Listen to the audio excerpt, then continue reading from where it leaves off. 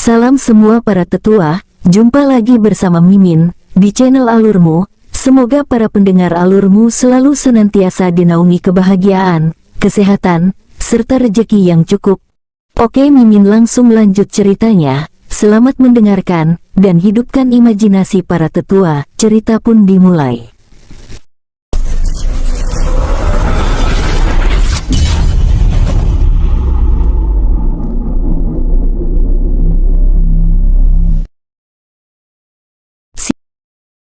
Setelah merasa cukup yakin bahwa siluman rubah sudah tidak ada lagi yang tersisa, mereka langsung melanjutkan perjalanan, menyusuri jalan setapak mencari kediaman penduduk, hingga saat menjelang sore mereka berhenti untuk beristirahat. Saat merasa sudah aman, Ryu langsung membuat sebuah tenda besar sebagai tempat berlindung, lalu mencari beberapa dahan pohon kering untuk membuat api unggun. "Suamiku, apa kita harus mencari inti elemen terlebih dulu atau mengembalikan kitab itu?" tanya Xinjie. "Sebaiknya kita mencari informasi inti elemen, sekaligus mencari harta langit terlebih dulu." Ryu membuka kembali kitab penciptaan dunia kecil. "Suamiku, apa kamu masih memikirkan gadis peri itu?" Huli Yue terlihat penasaran. "Tidak mudah mencarinya. Bahkan nama dunianya aku belum tahu." Ryu seakan merasa bersalah. "Nama?" Xinjie terlihat sedang berpikir. "Suamiku, sepertinya nama Xian Ye itu seperti sebuah teka-teki," ucap Xinjie sambil mengetuk keningnya dengan jari. "Kenapa aku tidak terfikirkan? Aku rasa itu bukan namanya, melainkan sebuah simbol." Ryu membaca kitab tersebut dari awal lagi. Ryu terus membaca bagian dari kitab sedetail mungkin dan membuat Xinjie dan Huli Yue yang sedang berbincang seakan diabaikan. Akhirnya dapat. Ryu dengan nada keras terlihat bersemangat. "Suamiku, bagaimana caranya?" Huli Yue penasaran. Tanpa berkata apapun, Ryu langsung berkonsentrasi membuat beberapa gerakan, hingga terlihat sebuah cahaya membentuk lubang seukuran manusia dewasa. Akhirnya berhasil. Ryu langsung memasukkan kembali peralatan tenda lalu menatap Xinjie dan Huli Yue. "Apa kalian mau ikut?" Ryu menatap Xinjie dan Huli Yue bergantian. "Aku ini siluman, tidak bisa ke dunia peri," jawab Huli Yue. "Dalam darah kita juga ada darah peri, apa yang ditakutkan lagi?" Xinjie berjalan ke arah portal dimensi. "Benar juga." Huli Yue langsung melompat mendahului Xinjie masuk ke dalam portal dimensi. Melihat tingkah Huli Yue, Ryu menggelengkan kepala lalu berjalan ke dalam portal dimensi bersama Xinjie. Kini mereka sudah berada di sebuah tempat yang banyak tumbuh hamparan bunga seluas mata memandang. "Kuharap bunga ini bisa menuntun kita." Ryu memetik sekuntum bunga tersebut lalu mengeluarkan spiritualnya. Terlihat bunga tersebut melayang di udara yang seakan menunjukkan sebuah tempat. Sebenarnya yang dilakukan oleh Ryu adalah kebetulan. Dia mengingat kembali saat dia dan Xian Ye sedang memadu kasih yang menurutnya itu juga bagian dari sebuah petunjuk. Alhasil apa yang dia harapkan ternyata benar. Waktu berjalan hingga pagi, bunga tersebut terus terbang di udara hingga melewati hutan, hingga akhirnya sampai di sebuah pohon yang memiliki akar yang sangat rindang, membentuk sebuah lubang besar di bawahnya. Kini terlihat sosok wanita sedang memangku lututnya dengan rambut acak-acakan, serta pakaian yang kumal dengan kondisi tubuh yang kurus memprihatinkan. Meskipun Ryu tidak mengenalnya, namun dia sangat yakin bahwa sosok tersebut adalah Xian Ye. Ryu langsung berlari dan merangkul sosok tersebut dan mengeluarkannya dari balik bawah pohon tersebut, lalu memberikan beberapa pil dan menyalurkan ki miliknya. Xinjie dan Huli Yue yang melihat kulit keriput dari sosok tersebut merasa tidak yakin, namun karena Ryu terlihat begitu khawatir mereka pun ikut menyalurkan ki milik mereka kepada sosok wanita tersebut. Puluhan kali Ryu dan kedua istrinya memakan pil karena ki milik mereka sudah terkuras, namun masih belum menunjukkan perkembangan. Ryu yang terlihat gelisah tanpa pikir panjang langsung menyalurkan energi kehidupan miliknya, yang diikuti oleh Xinjie dan Huli Yue juga menyalurkan energi kehidupan milik mereka, karena takut suami mereka terlalu banyak menyalurkan energi kehidupan yang bisa berujung kematian. Secara perlahan sosok wanita tersebut mulai membaik hingga mampu menggerakkan beberapa tubuhnya berusaha untuk membuka matanya. Xian Ye, mengapa bisa begini? Ryu mulai bersuara di balik rasa cemasnya. Tuan, tidak mampu bersuara berusaha mencari arah suara yang dia kenal. Ryu kembali mengeluarkan ki miliknya untuk mencerna pil yang ada di tubuh Seng Zishu, meskipun dia sendiri hampir kehabisan tenaga. Dengan bantuan kedua istrinya, tubuh yang awalnya keriput dan penuh banyak luka secara perlahan membaik meski tidak pulih seutuhnya. Xian Ye, siapa yang melakukan ini? Ryu yakin pasti ada orang di balik semua itu. Karena belum mampu bersuara, Seng Zishu berusaha menulis sesuatu di tanah dengan jarinya sekuat tenaga. Istriku, tolong jaga dan rawat dia. Ryu sangat marah dan menatap ke depan. Kedua istrinya mengangguk dan langsung membawa Seng Zishu ke dunia kecil. Kalian semua harus membayarnya dengan mahal, ucap Ryu sambil memegang batu giok di tangannya. Terlihat di kerajaan peri bunga sedang ramai dengan adanya acara pernikahan Seng Xianzi dan putra mahkota dari kerajaan peri pohon. Akhirnya keinginan kita semua telah terwujud. Seng Su terlihat senang. Sesuai keinginan ibu. Tidak ada lagi yang menghalangi kita. Seng Xianzi merasa bangga. Tenang saja bibi, dengan begini dua kerajaan kita akan semakin kuat. Putra mahkota antusias. Suara ucapan selamat atas pernikahan tersebut terdengar dari seluruh tamu undangan yang hadir, ditambah lagi dengan kemenangan mereka yang telah menguasai kerajaan peri bunga. Sekilas bayangan yang sangat cepat langsung berdiri di depan pengantin dan kerumunan tamu undangan. Sosok itu sangat asing bagi mereka. Siapa di antara kalian yang melukai Seng Zishu sampai sekarat? Ryu menatap tajam ke arah Seng Su, Seng Xianzi dan semua orang yang ada di tempat itu. Semua yang ada di tempat itu seakan mengejek Ryu yang begitu percaya diri dengan kultivasi yang masih di level 51, bahkan ada beberapa yang tidak bisa menahan tawa. Anak muda, kamu siapa? Lebih baik kamu pulang ke rumahmu dan minta susu ke ibumu. Aku tidak ingin bertarung dengan orang lemah, apalagi di hari kebahagiaanku. Putra mahkota menganggap Ryu hanya angin lalu. Baiklah, akan ku buat tempat ini jadi pengantin darah. Ryu mengalirkan ki pada batu giok yang berbentuk kulit kerang. Duar, jeder, gelodak. Di atas langit seakan terbelah menjadi dua, dan muncul 4 sosok naga dengan panjang 100 meter, yang diikuti ratusan naga seukuran 50 meter yang seakan menutupi langit di sekitar istana kerajaan. Salam Tuan Penguasa, akhirnya kami mendapatkan tugas juga, suara naga biru menggelegar seperti bunyi halilintar. Mengapa Dewa Naga bisa ada di sini? Semua peri yang ada di tempat itu sangat ketakutan merasakan aura yang sangat kuat dari keempat naga tersebut.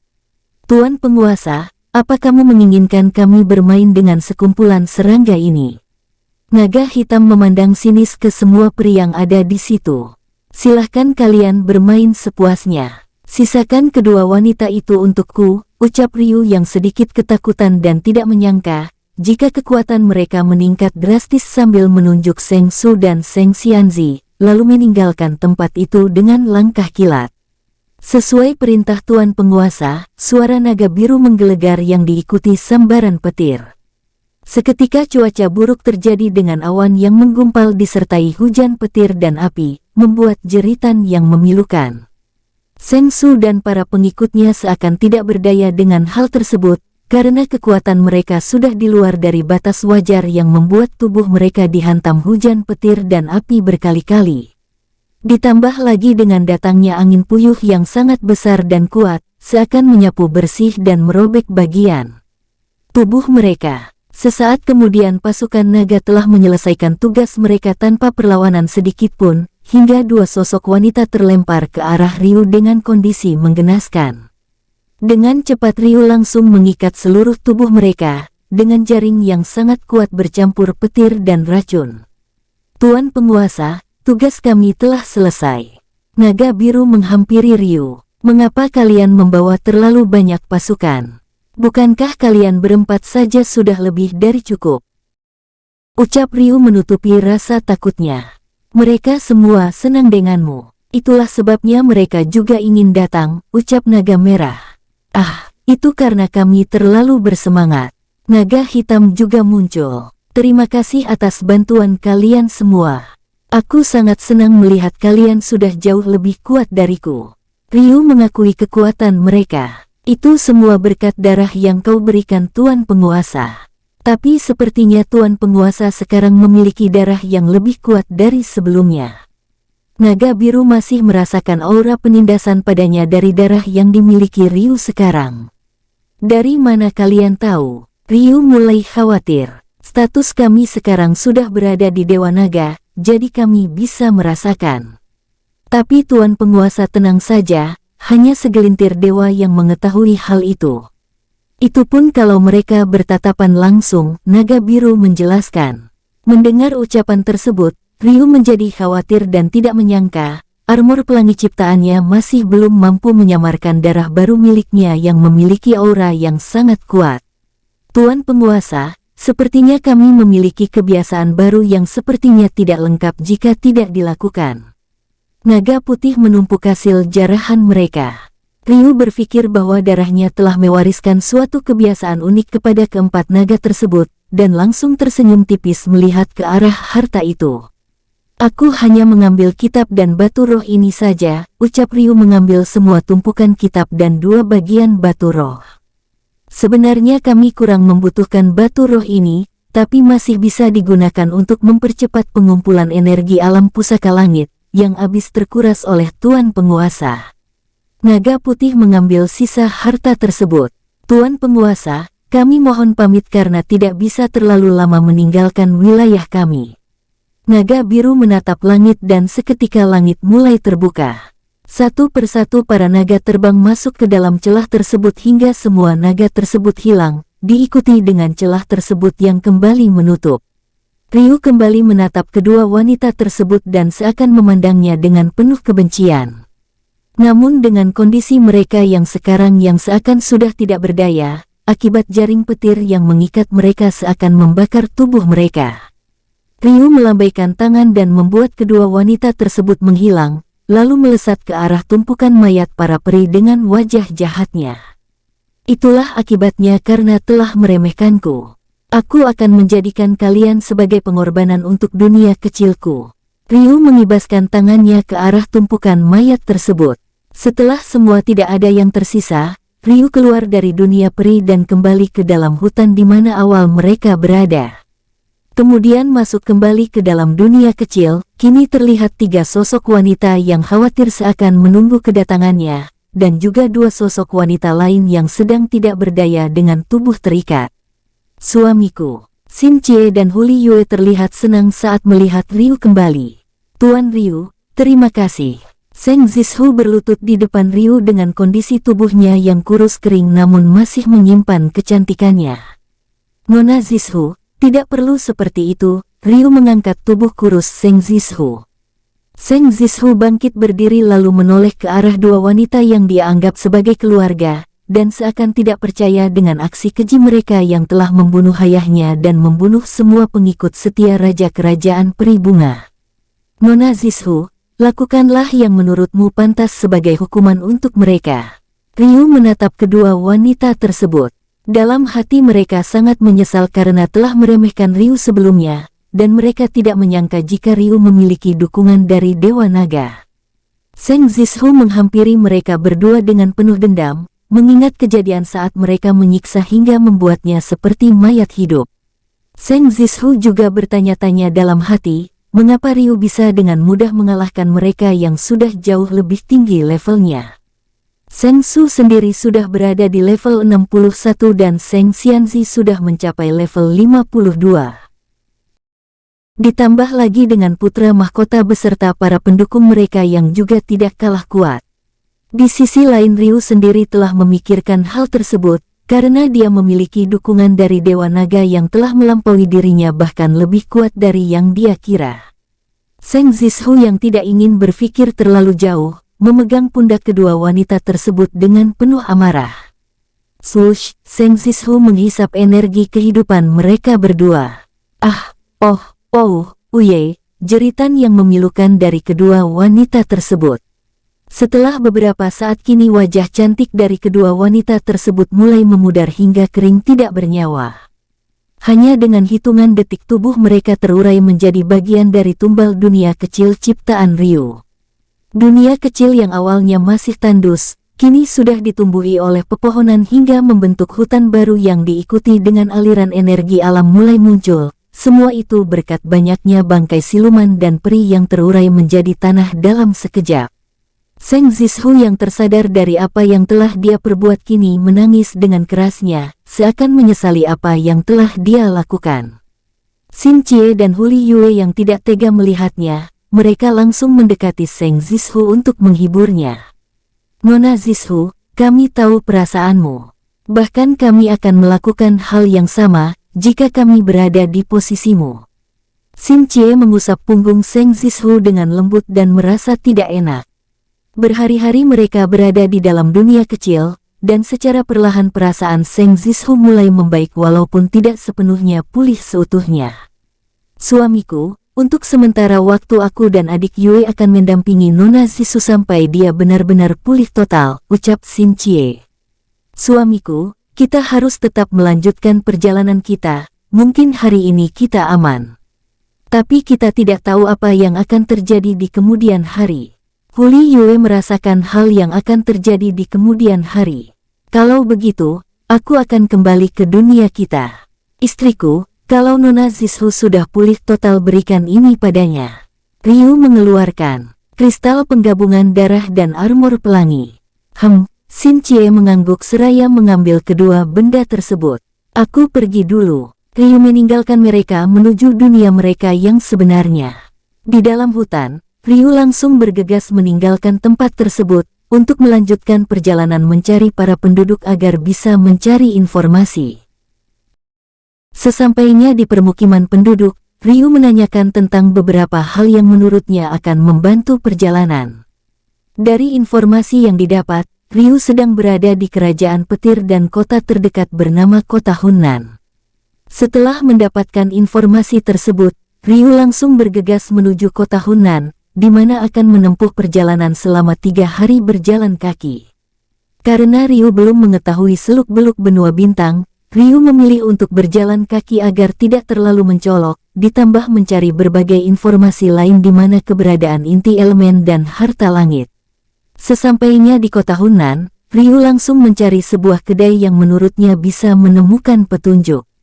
Saat berada di sebuah kedai yang di atasnya ada penginapan, dia langsung berjalan menuju meja kosong yang tidak jauh dari tempatnya berdiri. Pelayan, Ryu melambaikan tangan kepada pelayan yang tidak jauh dari mejanya. "Ada apa tuan?" tanya pelayan itu. "Aku mau pesan makanan terbaik di sini," ucap Ryu. "Baik tuan, tunggu sebentar," ucap pelayan sambil meninggalkan meja menuju ruang dapur. Tidak terlalu menunggu lama, pelayan wanita tadi membawakan pesanan ke meja di mana Ryu berada. "Silahkan dinikmati tuan." Pelayan meninggalkan tempat tersebut. Sambil menikmati hidangan, Ryu sambil mendengar pembicaraan beberapa sosok yang berada di kedai tersebut. "Saudara Cheng, syukurlah kamu bisa selamat dari para perompak saat ke benua ini," ucap salah satu sosok yang berada di satu meja dengan Cheng. "Ya begitulah saudara Rou. Mungkin sang pencipta masih menginginkan aku tetap hidup. Seandainya aku punya harta banyak, aku juga lebih memilih kapal besar itu agar tidak dihadang perompak," ucap Cheng. "Lebih baik kamu siapkan dirimu untuk besok, apalagi tingkatan petir milikmu susah dicari. Kamu pasti langsung diterima menjadi murid sekte Menara Petir," ucap Sandian Rou. "Aku harap juga begitu. Karena tujuanku ke benua ini untuk banyak belajar lagi," ucap Cheng. "Elemen petir ada tingkatan. Sepertinya aku harus mengetahui hal ini lagi," gumam Ryu. Saat mereka berdua berbincang, Ryu mencoba memberanikan diri untuk bergabung bersama mereka, karena setiap buku yang dia baca tidak pernah mengetahui tentang hal itu. Wajar saja mengingat benua Lotus sangat minim sumber daya, ditambah lagi Ryu hanya mengandalkan pemahaman dari semua kitab yang dia baca, tidak ada yang memberi pembelajaran kepadanya dari seorang guru yang handal. "Maaf saudara, Apakah saya boleh bergabung di sini? Ryu terlihat malu-malu. Pembicaraan mereka berdua pun berhenti dan menatap ke arah Ryu sambil menyelidik. Saudara, sepertinya aku pernah mengenalmu saat di benua Lotus, tanya Cheng sambil mengingat wajah Ryu. Benar saudara, aku datang dari benua Lotus ingin belajar di benua ini. Ryu mulai teringat wajah dari Cheng. Ah, silahkan duduk saudara. Sepertinya kerajaan petir kedatangan 2 orang tamu dari benua Lotus. Sandian Ru menyambutnya dengan ramah. Terima kasih saudara, perkenalkan namaku Ryu. Jika berkenan siapa nama saudara berdua? Tanya Ryu sambil duduk bersama mereka. Salam kenal saudara Ryu, namaku Sandian Rou. Panggil saja Rou. Sandian Rou mengenalkan diri. Salam kenal juga saudara Ryu, namaku Cheng. Tidak menyangka kita bisa bertemu di sini. Cheng terlihat senang. Tadi aku sempat mendengar tingkatan petir. Jika boleh tahu, mohon penjelasan dari saudara. Maklum di benua Lotus sangat minim pengetahuan, ucap Ryu merendah. Ais saudara Ryu, itu sangat mudah bagi kultivator petir. Tingkatan petir itu ada 5, mulai dari warna kuning, biru, merah, ungu dan yang terakhir yang terkuat warna hitam. Tapi di dunia ini hanyalah mitos jika ada yang berwarna hitam, ungu saja aku tidak pernah mendengar apalagi melihatnya. Beruntung saudara Cheng ini memiliki petir berwarna merah, itu pun sangat langka. Sandian Rou memuji. Cheng, ngomong-ngomong saudara Ryu memiliki elemen petir juga. Apa boleh aku melihatnya? Cheng terlihat penasaran. Ah, itu. Ryu terlihat ragu. Ais. Sesama teman saja kamu tidak mau memperlihatkan kepada kami. Apa elemen petir milikmu masih rendah? Sandian Rou menggelengkan kepalanya. Bukan begitu, tapi Ryu membuat percikan petir di tangannya. Apa? Cheng dan Sandian Rou sontak berdiri membulatkan mata. Itu, Hais. Kedua sahabatku dari benua Lotus ini bisa membuatku jantungan. Sandian Rou berusaha menyembunyikan rasa kagetnya. Saudara Ryu, ternyata kamu memang luar biasa, ucap Cheng menggelengkan kepala. Begini saja, bagaimana kalau aku merekomendasikan kalian menjadi murid sekte Menara Petir? Dengan begitu kalian berdua bisa memiliki kesempatan untuk menjelajahi gunung kuno. Sandian Rou terlihat bersemangat. Tapi, Ryu terlihat ragu mengingat akan tujuannya. Saudara Ryu, kamu tenang saja. Kerajaan petir adalah wilayah yang sangat ramah. Aku jamin kalian tidak akan mengalami masalah di sana, asalkan kalian tidak membuat onar. Sandian Rou tahu tentang dunia kultivator. Benar saudara Ryu, selama ini aku tidak pernah mendapat gangguan apapun. Bahkan aku sudah berkali-kali ditolong oleh kultivator senior dari kerajaan petir ini, kata Cheng menimpali. Saudara Ryu, dengan kondisimu sekarang sangat tidak mudah untukmu. Kamu akan menjadi incaran kultivator lain mengingat elemen petir milikmu tidak ada bandingannya. Lagi pula jika kamu berhasil masuk ke gunung kuno, bukan tidak mungkin kamu bisa menemukan harta langit bahkan inti petir yang melegenda itu. Dengan satu syarat, kamu harus menganggap klan Sandian juga bagian dari keluargamu sendiri. Sandian Rou berusaha meyakinkan Ryu. Baiklah, kalau begitu aku setuju. Ryu merasa itu langkah awal untuknya mencapai tujuan. Nah begitu namanya seorang teman. Tapi ingat, jika suatu saat kalian bertemu dengan kultivator api, kalian harus berhati-hati. Apalagi kultivator es, mereka sangat licik. Sandian Rou tiba-tiba serius. Terima kasih telah memperingatkanku. Ryu teringat saat berada di dalam kapal. Apa yang dikatakan Sandian Rou memang benar. Jika begitu aku pamit dulu, besok pagi aku akan menjemput kalian berdua. Jangan sampai kesiangan. Sandian Rou meninggalkan tempat tersebut seraya melambaikan tangannya. Saudara Ryu, ini keberuntungan kita bisa bertemu dengan para kultivator petir di sini. Mereka sangat kuat, tetapi ramah kepada siapapun. Cheng begitu senang. Ryu mengangguk karena merasakan hal yang sama. Jika begitu, aku kembali ke kamar dulu. Sampai besok. Cheng menuju kamarnya di lantai atas. Dalam pikiran Ryu kini kembali pada saat mendapatkan kelima kitab yang berhasil direbut klan Sandian. Mungkin saja klan Sandian tidak ingin sejarah kelam dari klan mereka tidak ingin tercoreng lagi. Ryu pun melangkahkan kakinya menuju meja kasir untuk membayar pesanannya sekaligus menyewa sebuah kamar untuk beristirahat. Pada keesokan pagi, mereka bertiga beranjak menuju sekte Menara Petir yang letaknya tidak jauh dari tempat itu. Hanya memakan waktu 8 jam berjalan kaki. Sesampainya di gerbang sekte, mereka disambut ramah oleh penjaga sekte dan langsung menuju ke ruang kerja Pak Triak. Salam Pak Triak, aku membawa murid baru yang aku rekomendasikan kemarin. Sandian Rou memberi hormat. Salam Pak Triak, Ryu dan Cheng memberi hormat. Ruer, sudah kubilang berkali-kali jangan panggil aku dengan nama itu. Sandian San merasa risih.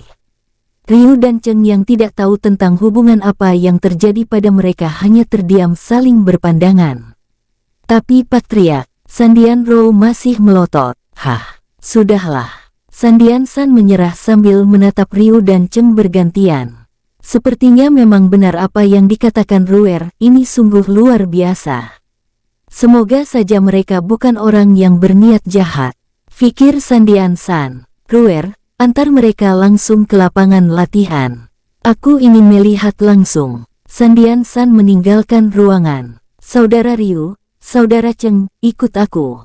Sandian Rou menuntun jalan menuju lapangan latihan sekte. Sekte Menara Petir bisa dibilang sekte kecil. Namun dari segi kekuatan tidak dianggap remeh oleh sekte besar lainnya. Terlihat beberapa murid sekte begitu antusias melihat kedatangan murid baru.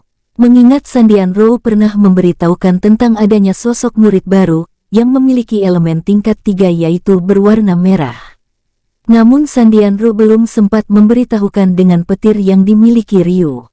Para murid menebak siapa yang memiliki petir merah tersebut. Saudara, menurutmu siapa di antara mereka berdua yang memiliki petir merah? Tanya salah satu murid. Sepertinya yang ada di sisi kiri itu. Kelihatannya begitu meyakinkan dari otot-ototnya yang begitu kekar, jawab murid di sebelahnya. Aku juga setuju. Di samping dia kekar, dia juga sangat tampan, ucap salah satu murid wanita. Saudari benar sekali, sambut beberapa murid wanita lain. Hais, kalian sempat saja menilai dari segi penampilan, ucap murid pria lain. Aku bertaruh bahwa pemuda yang di sisi kanan yang memiliki petir merah itu. Sandian Yihua bersuara. Hal ini tentu saja membuat mereka bertanya-tanya dengan ucapan dari Sandian Yihua, mengingat aura dari Ryu sangat kuat dari Cheng. Padahal Yihua adalah murid paling jenius dari sekte Menara Petir dan membuat mereka sangat menyayangkan hal itu. Yihua sendiri yakin dengan apa yang dia katakan, walaupun dia merasakan aura petir dari Ryu lebih kuat dari Cheng. Siapa yang berani bertaruh 100 koin emas denganku? Yihua menantang mereka. Mendengar tawaran yang menggiurkan, puluhan murid langsung mengambil koin mereka untuk bertaruh dan membuat Yihua sangat bersemangat. Jangan salahkan aku. Yihua tersenyum kemenangan. Puluhan murid yang ikut bertaruh juga yakin dengan keputusan mereka, dan menganggap Ryu lah yang memiliki petir merah tersebut. Melihat tingkah dari murid mereka, beberapa guru yang hadir hanya menggelengkan kepalanya. Saudara Cheng silahkan maju duluan, ucap Sandian Rou. Baik, Cheng langsung menuju arena latihan. Kini yang menjadi lawan Cheng sendiri adalah Yihua, di mana sudah dipilih oleh Pak Triak sendiri. Cheng yang masih berada di level 50 merasa tidak adil melawan Yihua yang sudah berada di level 52, namun mau tidak mau dia harus mengeluarkan tenaganya. Swoosh, sebuah formasi pelindung menutupi arena. Saudara Cheng, jangan sungkan. Mengeluarkan seluruh kekuatanmu, Yihua berada di posisi siap bertarung. Baiklah, Cheng langsung mengeluarkan petir merah berbentuk harimau. Apa? Beberapa murid yang bertaruh koin terlihat murung karena telah menghabiskan uang bulanan mereka sambil menatap ke arah Ryu dengan berbagai pertanyaan. Yihua tersenyum puas melihat ekspresi dari beberapa murid langsung mengeluarkan petir biru berbentuk burung phoenix. Perpaduan saling menyerang kedua petir menyambar satu sama lain membuat pelindung bergetar hebat. Duar, duar, jeder, pertemuan pukulan mereka membuat gelombang petir menyebar ke seluruh arena. Cheng yang merasa petir miliknya tidak mampu menembus pertahanan Yihua, kini langsung mengubah posisi memperkuat petir miliknya bertumpu pada pukulan. Duar, duar, jeder. Pukulan Cheng masih dapat ditahan oleh Yihua dengan mudah yang membuatnya berkeringat dingin. Jadi begini rasanya dengan perbedaan level yang cukup jauh, gumam Cheng merasa frustasi melihat semua serangan miliknya seakan tidak berfungsi. Duar, jeder. Serangan tiba-tiba dari Yihua membuat Cheng terpental mengenai pelindung pembatas. Yihua langsung menarik kembali petir biru miliknya berjalan mendekati Cheng. Saudara Cheng, aku akui kehebatan petir milikmu. Namun karena perbedaan level juga sangat menentukan. Berusahalah. Mungkin suatu saat nanti kamu akan melampauiku. Yihua langsung berjalan keluar arena. Terima kasih atas sarannya saudari. Cheng sadar apa yang dikatakan Yihua memang benar, itulah kenapa dia sendiri sampai pergi ke benua bintang. Setelah memberi penghormatan dia langsung kembali ke tempat semula.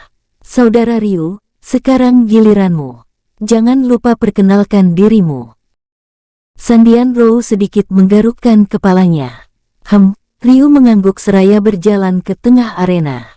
Semua murid terlihat penasaran dengan petir yang dimiliki Ryu, mengingat auranya sangat kuat dari milik Cheng. Salam semuanya, namaku Ryu, mohon bimbingannya. Ryu menundukkan kepala. Kini muncul sosok pemuda yang terlihat seusia 30 tahun dengan kultivasi level 56, berjalan santai menuju ke arena. Melihat apa yang menjadi lawan Ryu adalah senior mereka, banyak murid menganggap jika patriark terlalu berlebihan mengingat Ryu masih di level 51. Salam junior, namaku Sandian Do Huang. Jangan sungkan, keluarkan semua kekuatanmu, ucap Do Huang sambil mengepalkan tinjunya. Swoosh, formasi pelindung yang lebih kuat dari sebelumnya. Dengan senang hati senior, Ryu membuat petir ungu di kedua tangannya. Melihat petir ungu milik Ryu, membuat mereka seakan tidak percaya karena mereka pikir petir ungu hanya ada di sebuah legenda. Tanpa menggunakan elemen, Do Huang langsung melesatkan serangannya ke arah Ryu. Ryu yang sudah siap kini menangki semua serangan dari Do Huang. Semua orang yang menyaksikan itu kembali dikejutkan, karena Do Huang adalah sosok senior yang memiliki seni bertarung dengan gerakan cepatnya. Namun yang mereka lihat sekarang Ryu bisa dengan mudah bahkan masih terlihat santai. Bagaimana pemuda ini masih bisa menangkis seranganku? Do Huang terlihat kesal. Di sisi Ryu sendiri juga menganggap itu serangan biasa, tentu itu berkat bantuan inti roh harimau dengan kera bertanduk sisik naga, membuat semua gerakan Do Huang masih bisa dibaca. Sepertinya aku telah meremehkan junior ini. Do Huang menyebarkan petir biru ke seluruh tubuhnya dan kembali menyerang Ryu dengan lebih cepat lagi. Prak-prak, gedebuk. Pukulan Do Huang mampu membuat Ryu mundur beberapa langkah ke belakang. Mendapatkan kesempatan tersebut Do Huang langsung melepaskan serangan tiba-tiba ke arah Ryu. Ryu yang merasakan serangan yang sangat kuat ke arahnya, secara refleks menggunakan langkah kilat membuat Do Huang memukul ruang kosong. Apa? Secepat itu? Beberapa murid menyaksikan kecepatan berpindah Ryu yang hampir tidak terlihat. Ternyata pemuda itu masih menyimpan kekuatannya. Sandian San langsung memberikan pesan jiwa kepada Do Huang. Do Huang yang mendapatkan pesan jiwa dari patriark menganggap itu terlalu berlebihan. Namun dia yang mengingat kembali gerakan cepat Ryu, Do Huang kini terlihat serius. Tanpa ragu, Do Huang langsung mengaktifkan wujud naga petir seukuran 30 meter, dan langsung menyerang ke arah Ryu berkali-kali lipat lebih kuat dan lebih cepat dari sebelumnya. Apa yang dilakukan senior sampai mengerahkan seluruh kemampuannya? Para murid dan beberapa guru menganggap itu terlalu berlebihan. Junior Ryu, aku tidak akan menahan lagi. Do Huang melancarkan pukulan petir kepada Ryu. Duar, duar, jeder. Pukulan Do Huang membuat Ryu kewalahan dan beberapa kali terpental. Apa senior Do Huang ingin membunuhnya? Sayang sekali jika saudara Ryu harus mengalami kematian yang tragis, ucap beberapa murid yang melihat Ryu yang sudah berkali-kali mendapatkan pukulan hingga membuatnya terpental. Duar, duar, jebret. Ryu terlempar mengenai pelindung. Uhuk, hoek. Ryu memuntahkan darah segar. Yihua yang dari tadi menyaksikan hal itu, membuatnya terlihat khawatir dan sangat menyayangkan jika Ryu akan terluka parah.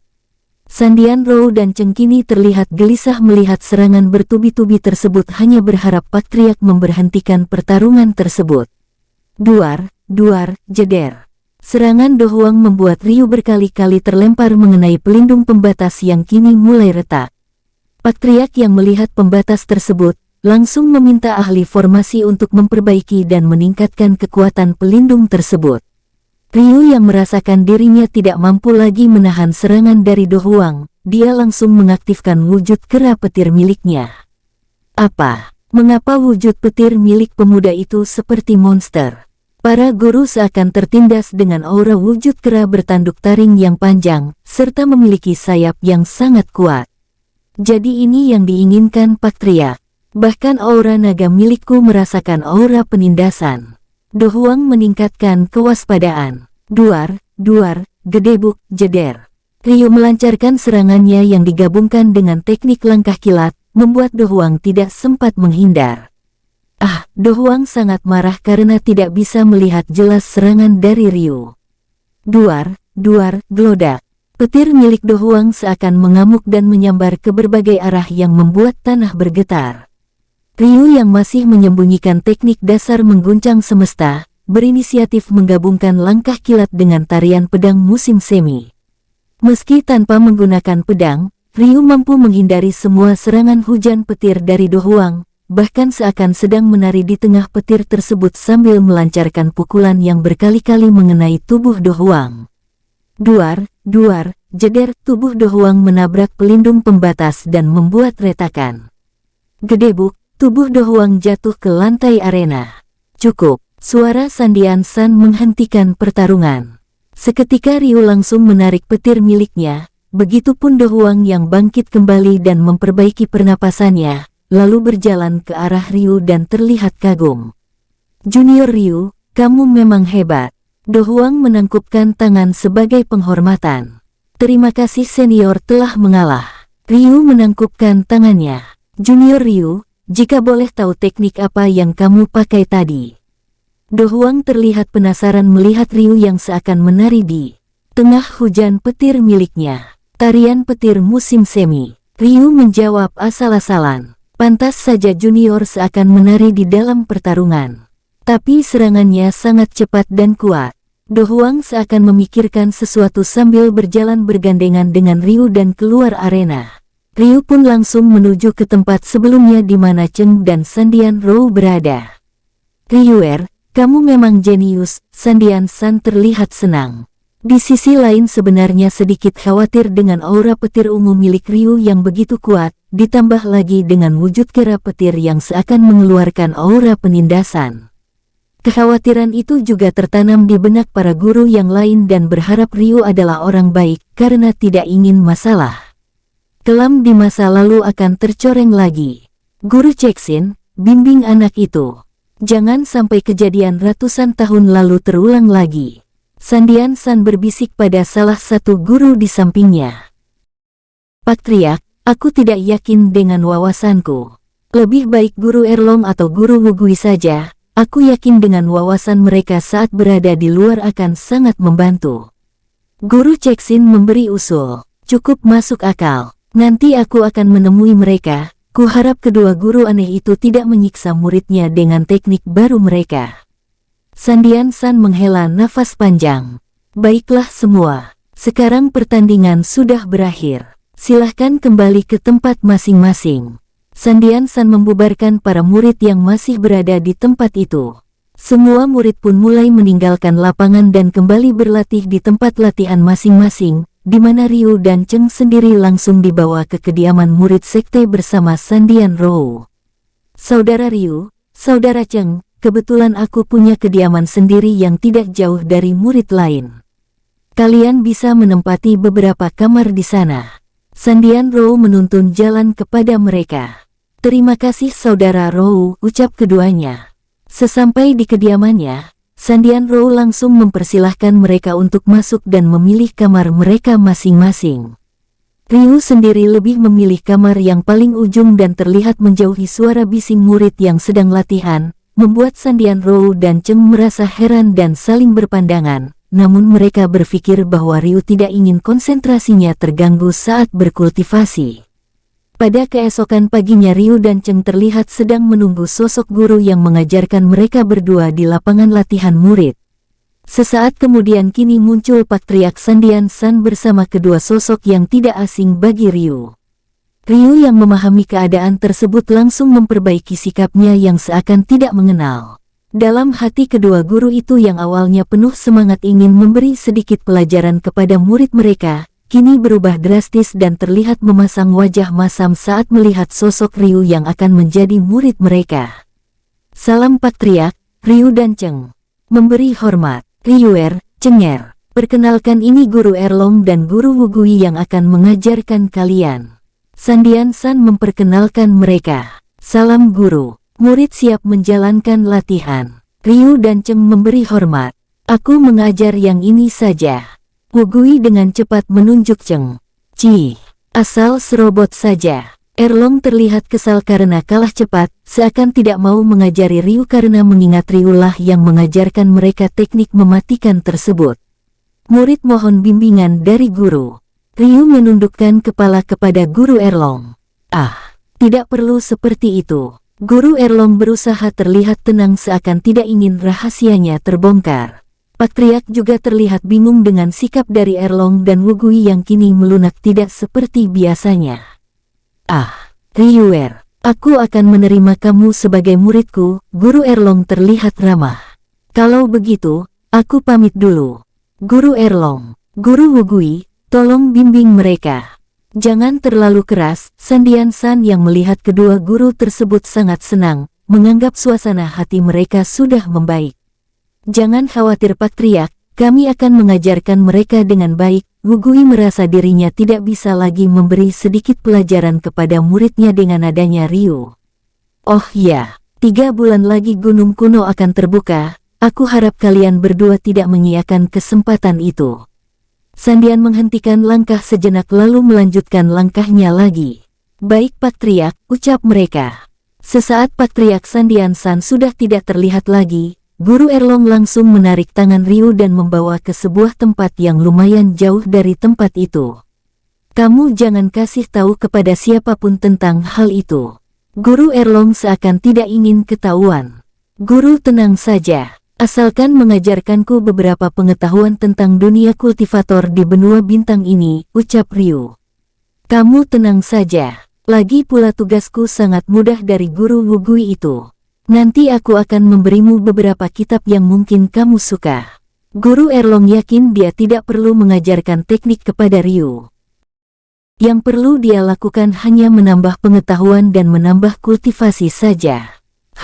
Ryu mengangguk setuju. Guru Erlong langsung memberikan beberapa kitab miliknya kepada Ryu, lalu memintanya untuk membacanya sampai habis, lalu meninggalkan tempat itu.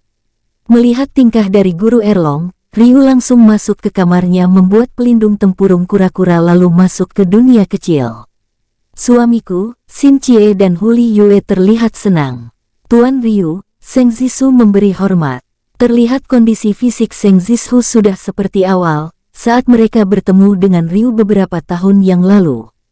Nona Zishu, sepertinya kamu sudah pulih total, Ryu menatap ke arah Seng Zishu. Semua berkat pil yang dibuat Nona Chie. Seng Zishu terlihat senang. Istriku, sepertinya kalian akan lebih lama tinggal di sini lagi. Karena aku sedang berada di sebuah sekte untuk mencari harta langit dan inti petir. Tidak masalah, lagi pula dengan adanya Kak Zishu, kami lebih senang di sini, ucap Xin Chie. Suamiku, bukankah kamu juga menyukai Kak Zishu? Mengapa kalian berdua seperti tidak saling mengenal sebelumnya? Huli Yue melihat mereka yang masih canggung. Nona Yue, Seng Zishu sedikit malu dengan wajah memerah. Sudahlah, lagi pula kami setuju. Cukup kami berdua sebagai saksi itu tidak masalahkan. Xin Chie memegang tangan Seng Zishu membawa ke arah Ryu berada. Seng Zizhu yang awalnya malu, namun berkat dukungan dari Xin Jie dan Huli Yue dia pun perlahan mendekati Ryu, yang sebenarnya juga menyimpan perasaan yang sama sedari saat Ryu membantu Sekte Bunga Sakura. Saat itulah Seng Zizhu sangat tertarik pada Ryu karena melihat kebaikannya, yang menolong orang yang juga tertanam dalam dirinya sebagai putri dari kerajaan peri bunga.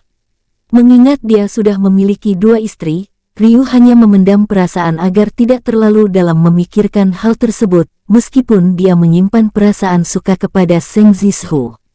Namun karena dorongan rasa tanggung jawab atas kejadian sebelumnya, dia pun akhirnya menyetujui hal tersebut dan itu juga karena dukungan kedua istrinya. Perjanjian ikatan pernikahan sederhana tersebut dilakukan di dunia kecil. Seng Zizhu sendiri langsung mengeluarkan sebuah kristal bening yang pernah dia tunjukkan sebelumnya kepada Ryu. Mereka berdua langsung meneteskan darah mereka ke dalam kristal tersebut, lalu memberikan spiritual mereka masing-masing. Seketika kristal tersebut berubah menjadi cahaya dan langsung masuk ke dalam tubuh Seng Zizhu. Mereka yang menyaksikan hal tersebut hanya bisa diam, karena mereka pikir itu adalah cara dari seorang peri. Hal tersebut hampir mirip ketika Huli Yue dan Ryu menjalin ikatan pernikahan. Kak Zizhu, cara kalian hampir mirip dengan cara kami, ucap Huli Yue. Benarkah? Tapi aku rasa tujuannya sama, ucap Seng Zizhu. Kak Zizhu, bagaimana dengan apa yang kamu katakan sebelumnya? Tanya Xin Jie. Aku butuh bahan untuk membuatnya. Jawab Seng Zizhu. Bagaimana dengan yang ini? Xin Jie dan Huli Yue mengeluarkan tumpukan koin emas. Ryu yang menyaksikan hal itu hanya mengerutkan keningnya, karena tidak tahu apa yang sedang ingin mereka lakukan. Suamiku, kamu banyak memiliki koin emas. Bagaimana kalau kamu memberikan semuanya? Xin Jie menatap Ryu. Ryu mengeluarkan tumpukan koin emas, meskipun tidak mengerti apa yang sedang mereka lakukan. Terima kasih suamiku. Aku rasa ini sudah lebih dari cukup. Seng Zizhu melihat koin emas yang menggunung. Swoosh, tumpukan koin emas bergerak seakan menyatukan diri sama yang lain dan terbang ke berbagai tempat. Ryu yang menyaksikan hal itu hanya tersenyum sambil melihat akhir dari proses tersebut yang membuatnya penasaran. Setelah memakan waktu lebih dari 2 jam, kini terlihat sebuah bangunan berbentuk seperti sebuah istana yang memancarkan kilauan emas di seluruh bagian bangunan tersebut. Cekeluk Ryu, Xin Jie dan Huli Yue menelan ludah saat melihat kilauan emas dari istana tersebut. Akhirnya berhasil, ucap Seng Zizhu. Ayo kita masuk, aku sudah tidak sabar untuk melihat bagian dalam istana ini. Huli Yue langsung masuk ke dalam istana yang diikuti yang lain. Mereka langsung memeriksa bagian sudut dan tiap bagian ruangan yang seakan tidak memiliki kekurangan apapun. Meskipun hanya 2 lantai, namun itu sudah lebih dari cukup untuk mereka sebagai tempat peristirahatan, mengingat sebelumnya mereka hanya beralaskan tanah dan beratap langit. Istriku, ini terlihat sempurna, ucap Ryu terlihat senang sambil menatap Seng Zizhu. Suamiku, ini adalah bentuk kekuatanku. Meskipun aku tidak bisa bertarung dengan fisik seperti kalian, tapi para peri bunga memiliki spiritual yang luar biasa dari yang lain, ucap Seng Zizhu. Kak Zizhu, kamu tenang saja. Nanti aku bersama adik Yue akan membantumu untuk lebih kuat. Lagi pula kamu juga sudah memiliki darah campuran itu, jadi tinggal dikembangkan saja, ucap Xin Jie. Jika begitu, aku akan menyimpan semua kitab di sini saja. Biar kalian bisa membacanya. Bahkan aku akan menyimpan beberapa sumber daya untuk keperluan di sini. Ryu meletakkan sebuah cincin ruang. Suamiku, kamu tenang saja. Nanti aku akan menyusunnya. Seng Zizhu mengambil cincin ruang tersebut. Baiklah, aku akan beristirahat di sini untuk beberapa saat sambil mempelajari kitab ini. Ryu mengeluarkan 4 buah kitab yang diberikan Erlong kemudian duduk di sebuah kursi yang tidak jauh darinya. Suamiku, kamu tenang saja. Untuk malam ini selama 3 hari, aku dan adik Yue tidak akan mengganggu kalian. Xin Jie menatap Seng Zizhu penuh makna. Kak Zizhu, kamu harus minta pil agar tidak cepat hamil sama Kak Jie. Perjalanan kita masih jauh, jadi jangan cepat punya anak. bisik Huli Yue. Seketika wajah Seng Zishu langsung memerah memandang Ryu dan Xin Chie bergantian. Seng Zishu mengangguk. Ryu yang mendengar bisikan tersebut hanya tersenyum dan menggelengkan kepala, lalu berkonsentrasi membaca kitab yang di tangannya.